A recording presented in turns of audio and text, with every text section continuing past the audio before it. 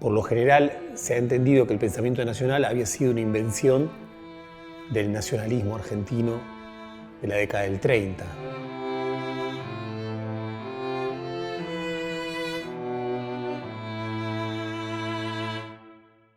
Pero me parece que es mucho más interesante ligar la idea del pensamiento nacional, no ese momento, sino un momento anterior, un momento precisamente romántico, ¿no? Y mucho de lo nacional tiene que ver con la imaginación del romanticismo, no solamente en la Argentina, sino en todo Occidente. En el caso argentino, en particular, esa imaginación sobre lo nacional y ese empecinamiento por entender lo nacional, quizá tenga uno de sus puntos más altos en la obra de Sarmiento.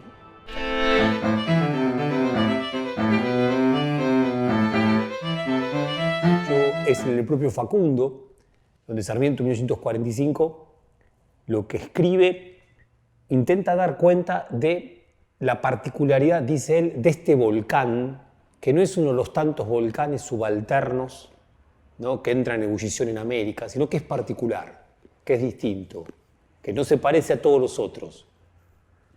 A partir de esta definición tan fuerte de Sarmiento, definición que además a Sarmiento le sirve para decir que aquellos viajeros, intelectuales, escritores europeos que intentan entender algo de este volcán, nuevamente con esa figura, y como no lo comprenden rápidamente, prefieren la generalización. Es uno de los tantos volcanes. Digo, si Argentina y el pensamiento que la Argentina necesitara fuera tan solo un pensamiento posible de acoplar con facilidad al de toda otra región del mundo, o incluso de América Latina, evidentemente estaríamos negando la singularidad problemática de la Argentina. Para Sarmiento, la Argentina tiene una singularidad.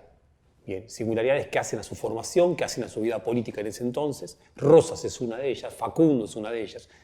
Podemos decir con absoluta tranquilidad y sin correr riesgos que el peronismo es una singularidad argentina.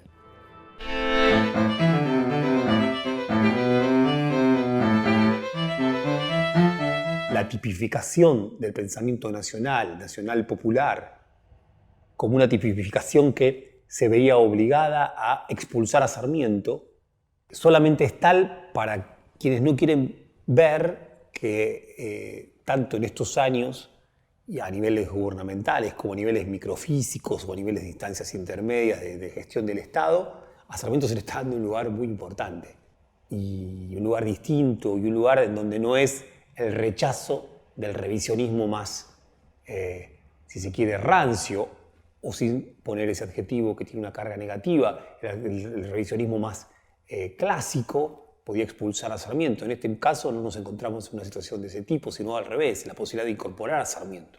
Bien, y en verdad nos sentimos en más de un aspecto todos ligados a su figura.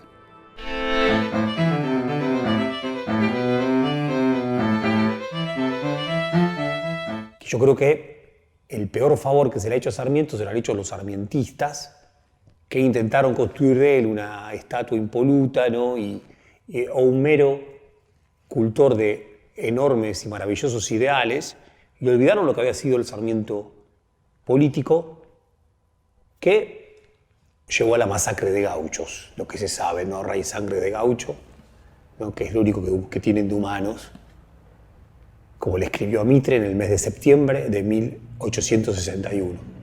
Ahora, también Sarmiento fue un hombre que gobernó, que buscó gobernar y pretendió gobernar y gobernó un país que es muy difícil de gobernar. En ese sentido también hay un Sarmiento político que nos parece interesante.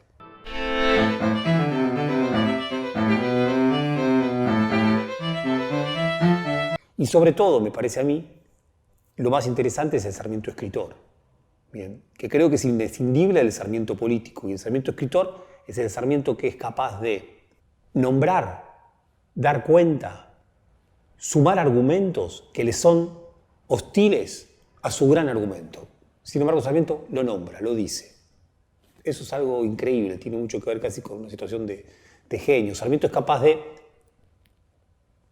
en un libro, genial libro, ¿no?, que es para él el último capítulo de Civilización y Barbarie, el libro que arranca con Aldao, sigue con Facundo y termina con la biografía del Chacho Peñalosa, donde Sarmiento cuenta la guerra que le hizo al Chacho Peñalosa por estas tierras también, la batalla de Caucete, acá nomás.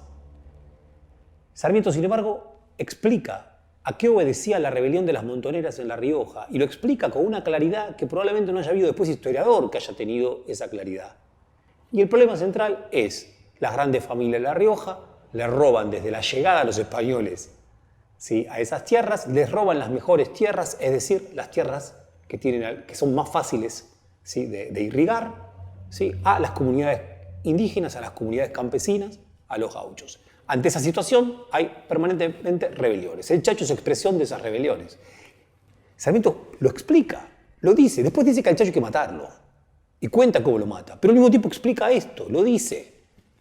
Hay algo ahí que es notable, que es su capacidad para nombrar al mundo cuando era parte del liberalismo argentino, y no solamente del liberalismo argentino, del liberalismo, estar siempre mucho más tentado en nombrar las ideas que a los hombres, que a las clases, que a las luchas, que a lo que ocurre.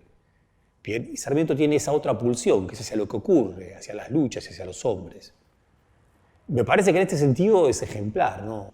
A mí me parece que hay algo de madurez, es decir, no se trata de estar de acuerdo con Sarmiento, sino que se trata de entender que una cultura es más rica cuando sabe tener compañías como la de Sarmiento. No quiere decir estar de acuerdo con él, sino aceptarlo como compañía dentro de una constelación, ¿bien?, en la que queremos construir un futuro. Y Sarmiento ahí, por supuesto, tiene un lugar notable, ¿no?